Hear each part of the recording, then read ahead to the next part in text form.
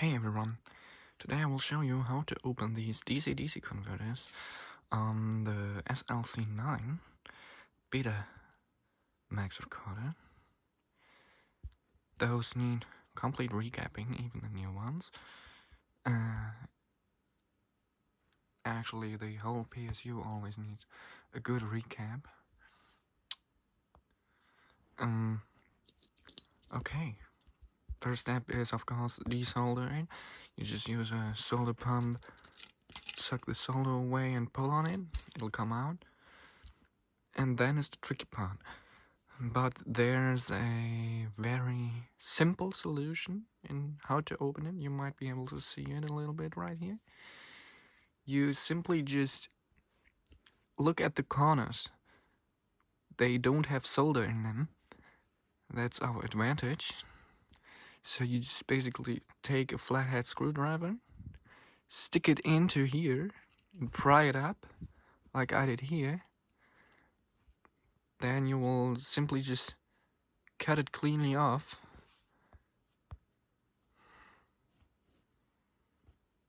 Like that.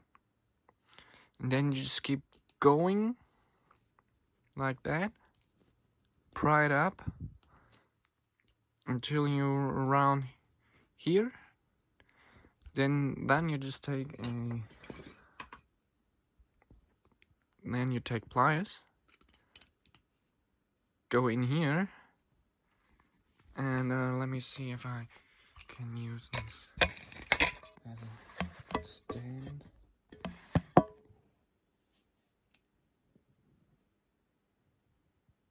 There we go. Alright, then we take this and pry on here.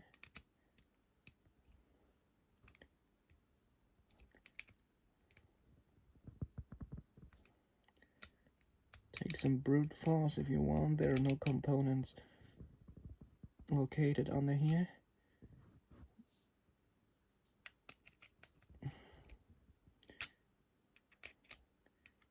And then you basically start rolling it up like a can. I mean, it is a can, isn't it?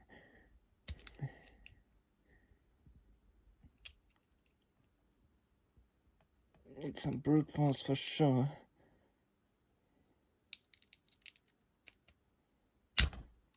Jesus. Don't kill yourself while doing this.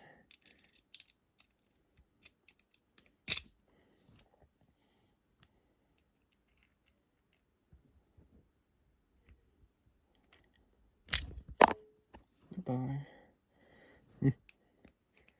Okay. See what I mean? You just go in here to the corner and pry up until the solder lets go.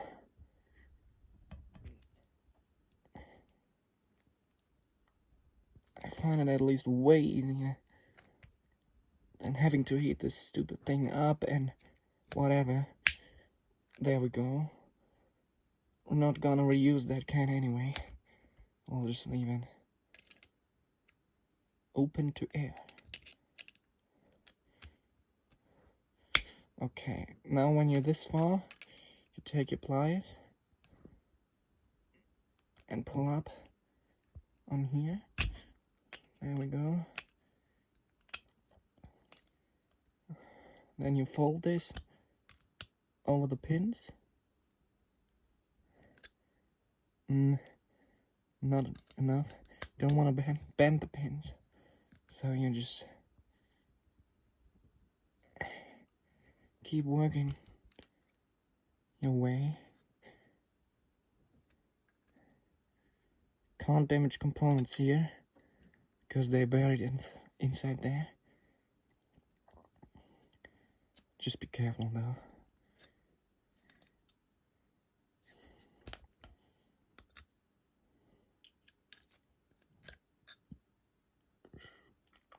You basically want those. So far, I opened the can that you can roll this over the pins without bending them. So we just keep working here. Alright, there we go. This one's open. And now the other side. Just bend it. Okay, now the holes are over the pins, so we can keep rolling this, and it's open. There we go. Now we can take your pliers, grab a couple of those pins, and carefully wiggle this out. Like so. Alright. Here we have the DC-DC converter. The new version. So, things you want to do when you're in here. There's a modification right here. Didn't do that. Must be factory. Okay, basically leave all modifications. Take pictures of modifications. No matter if it's in the VCR or if it's in the DC-DC converter or anywhere, never pull any of those modifications off without taking a picture first. Basically, you want to change this capacitor right here, this big one, this capacitor, the small capacitor, and this capacitor. Basically change all capacitors. I would even suggest changing all capacitors in the power supply. No matter if they're bad or not, they will go bad eventually. It's just a matter of time. So don't even mind leaving them there, just change them. And you're on the safe side. Because I've had machines where capacitors have leaked, and you're not gonna have a fun time redoing all the traces. Trust me. They will all leak no matter the time. Okay, things you want to do is remove this stupid glue. Yeah, change the capacitors and check for bad solder joints. These all look fine though. And if you're done, we'll just pretend I've changed every capacitor. I don't have a capacitor yet. They're still on the way. For both machines I have, those are two SL-C9ES. So when you're done, you want to put it in this way, like that. Just plug it back in and resolder it like that. Completely push it to the bottom so that you have no wiggling or vibration causing the solder joints to go bad again. We say goodbye to the can because this is already the newer DC-DC version, DC-DC converter version with the holes in it.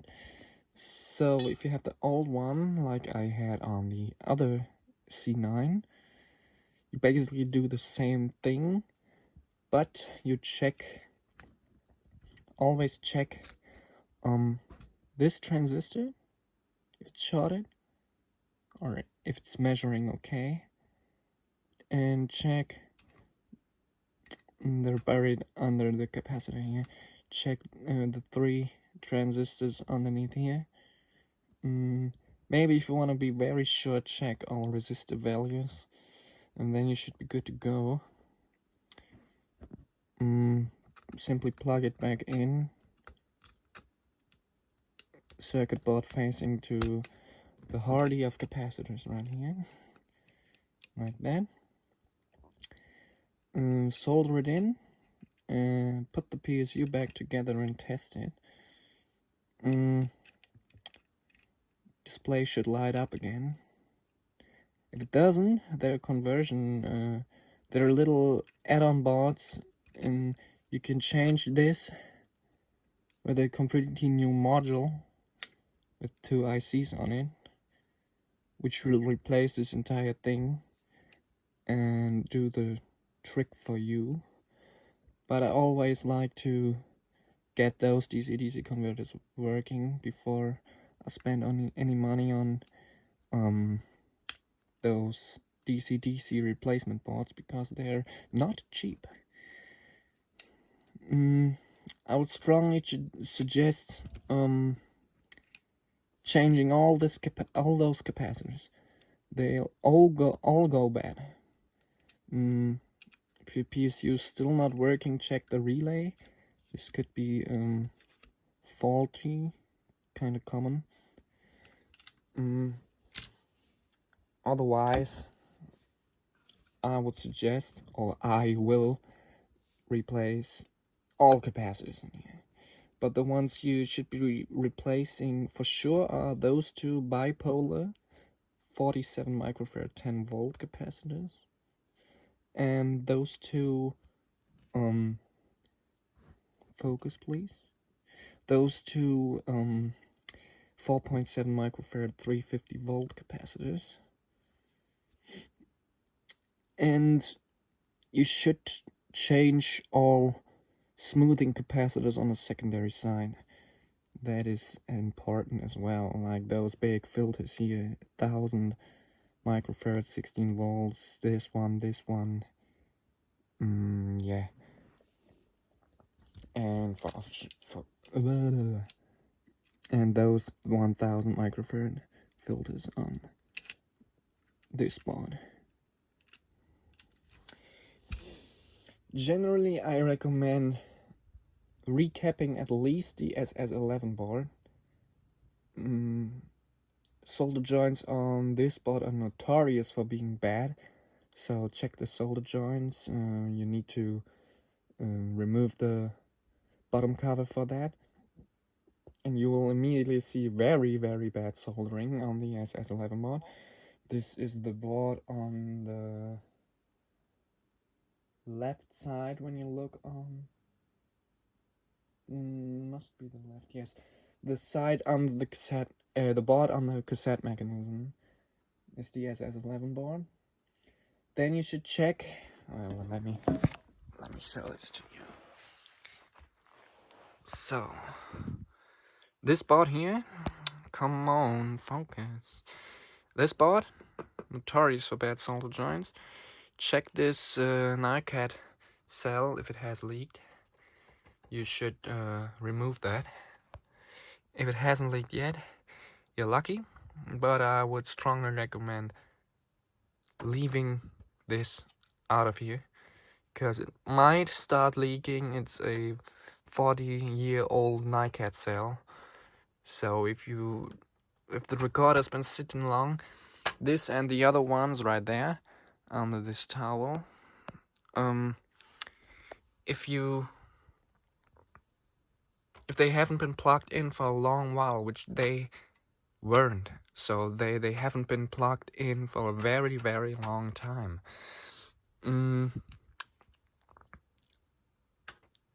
check if this has leaked. If not, you're lucky, remove it.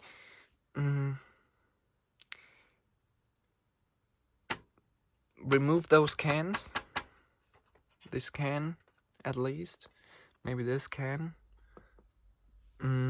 So the cover of it, so that the components under there can breathe. This is very important, because they won't get younger, those recorders, they only get older, and components under a metal shield can't really breathe, so that's why you should take those off. They were concerned about shielding back then, but I tell you what, it doesn't matter if there's a cover on it or not. This was thinking of the 80s. Also, this can where the PSU sits in, should repaste it. No? Maybe if you're really concerned, put some holes into the bottom of it and in the sides, so that the components can get better air flow and breathe, then you should check the belt under here. If you take those two screws out, you can flip this open and you'll see a little belt right there. Replace it. It'll be bad if it has been sitting for a long time. Other things to check is wait, let me take that out. It's better to show you.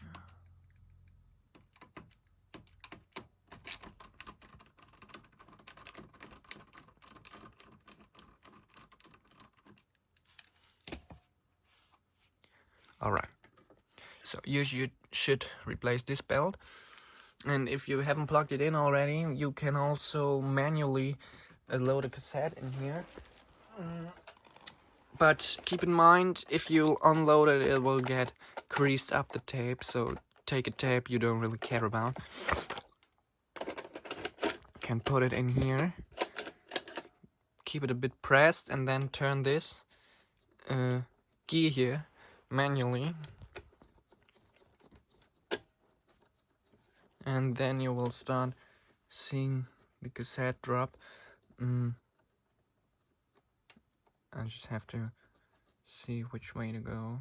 I don't remember.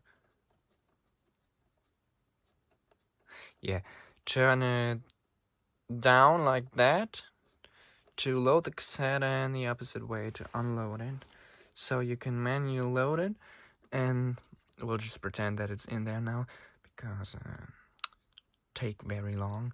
Then you can manually load this. Just spin it in the clock direction. Manually load the cassette to see if the eject and loading mechanism work how they should. On this and the other one, it's fine. If you feel some resistance, it's okay, as long as it doesn't stop completely or jam. But some resistance here, like you can see, is perfectly normal. Okay, maybe we should take a slimmer belt for that. It's almost touching this arm right here, this roller. So we can see this one loads absolutely fine, as does the other one do. Let me quickly unload this again. Okay, so I've unloaded the cassette again. Yeah. Oh, and when you've tinkered with your VCR and taken stuff apart or cleaned it, and you get no audio, make sure the test signal is switched off, because when the test signal is switched on, it'll kill all old audio going through the VCR, and it'll kill the audio output, the audio input. Basically hear no audio anymore, so make sure to turn that off after you're done if you've accidentally turned it on. Other common things are those gears here, breaking, cracking. Originally those are plastic gears, but on this one and the other one they luckily have been changed to brass versions or aluminum, which is pretty nice, so I don't have to bother.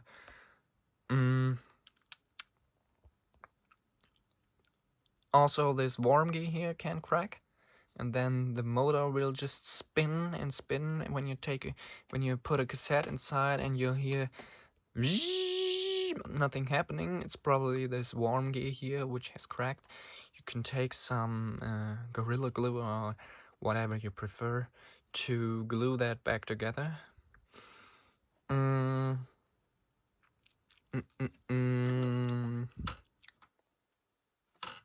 Yeah.